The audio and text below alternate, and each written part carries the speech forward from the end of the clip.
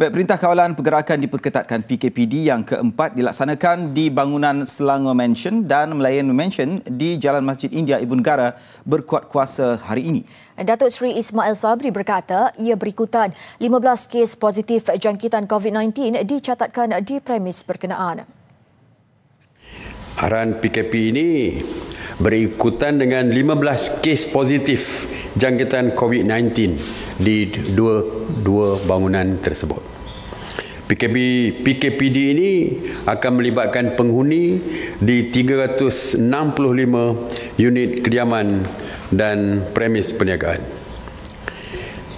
Perintah ini akan berkuat kuasa 7 hari bulan April 2020 iaitu hari ini sehingga proses pengesanan kes dari unit ke unit selesai.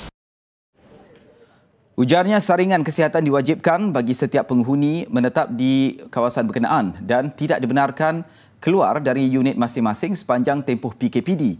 Kedua-dua bangunan terbabit adalah flat kediaman 8 tingkat dan mempunyai premis perniagaan di bahagian bawah. Sebelum ini, kerajaan telah melaksanakan PKPD di 3 kawasan iaitu 3 kampung di Simpang Renggam, Johor, Batu 21 hingga Batu 24, Sungai Luik, Hulu Lang, Selangor dan Menara Siti Wan di Jalan Munshi Abdullah, Ibu Negara. Dan pada itu, Kementerian Kesihatan memerlukan sekurang-kurangnya 10 hari untuk melakukan saringan ke atas semua penghuni Selangor Mansion dan bangunan Melayan Mansion. Our estimate one mansion about 2,500, so 2 mansions probably about 5,000 people. So we are doing the active case detection as well as screening. We hope that by doing so, we give ourselves about 10 days for us to clean up that area. And we hope that we can also decontaminate and sanitize that area as well. So in 10 days, we are trying to increase our activities of active case detection there. Tambah Datuk Dr. Nur Hisham, terdapat pertambahan 11 kes di kawasan Perintah Kawalan Pergerakan diperketatkan PKPD Keluang, manakala 11 kes baru di PKPD Sungai Lui dan 6 kes di PKPD Menara Siti Wan.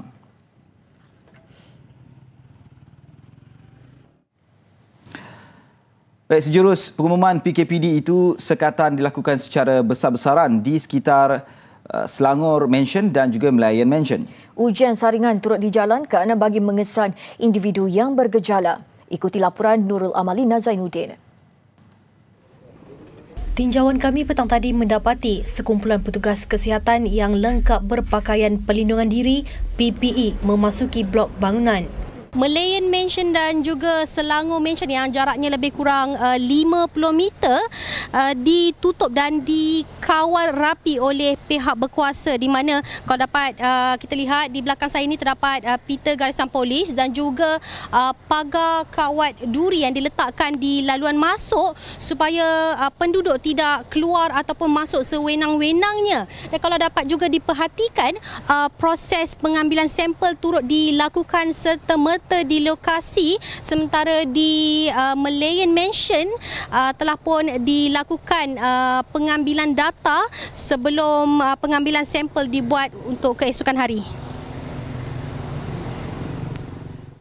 Difahamkan kira-kira 5 hingga 6,000 warga asing menetap di 2 blok bangunan itu. Hinggakan ada seunit kediaman didiami seramai 30 orang. Rata-rata mereka bekerja di premis perniagaan di Jalan Tunku Abdul Rahman dan Jalan Masjid India. Keadaan rumah yang terlalu padat dikhawatiri menjadi penyumbang kepada penularan wabak COVID-19. Justru penduduk kawasan itu berkemungkinan dipindahkan ke pusat kuarantin lain sekiranya jumlah kes positif semakin meningkat.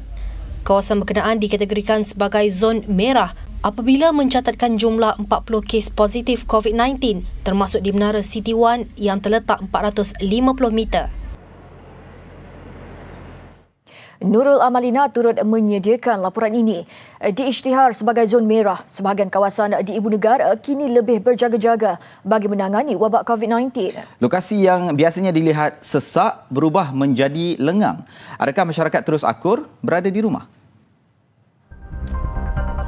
Berada di dalam zon merah, satu tanggapan yang merisaukan dan mungkin menakutkan. Satu daripada lokasinya adalah pantai dalam yang terletak dalam parlimen lembah pantai. Keadaan di situ lengang, tidak seperti selalunya.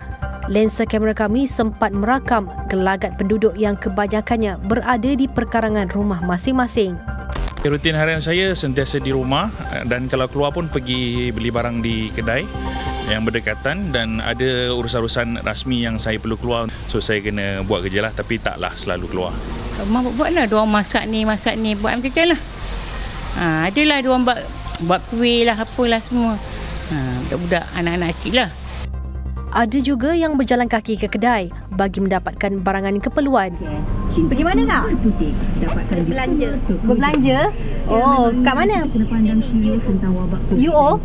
Oh, dekat sini je? Oh.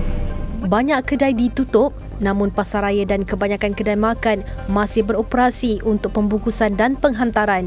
Menyedari tahap jangkitan yang mungkin boleh membawa kepada Perintah Kawalan Pergerakan diperketatkan PKPD, penduduk pantai dalam keluar secara berkala bagi mendapatkan keperluan. Penjarakan sosial sentiasa diamalkan selain pemeriksaan suhu badan dan sanitasi diri. Jaga-jaga sikit lah. Sendiri jaga sikit. So, aunty selalu keluar pergi beli barang ni macam mana? Tak, anak pergi. Hari ini saya datang pasal anak jaga baby. Dah ready dah. Sebab bila duk tengok berita tu macam anytime boleh jadi kan. So kita standby je lah. Tak prepare. Kenapa? Tak tahu. Tak tahu macam mana lah jika full lockdown. You pun tak tahu macam mana nak buat. Tak tahu macam mana nak buat. So you tak ada beli barang tak. So maksudnya sekarang ni you beli hanya untuk keperluan you seminggu lah. Lebih kurang seminggu saja. Tinjauan di Bukit Bintang yang sinonim dengan tumpuan pelancong pula mendapati tidak lagi kelihatan orang ramai mahupun kenderaan bersesakan dan kawasan itu dikawal pihak berkuasa melalui sekatan jalan raya. Laporan Nurul Amalina Zainuddin.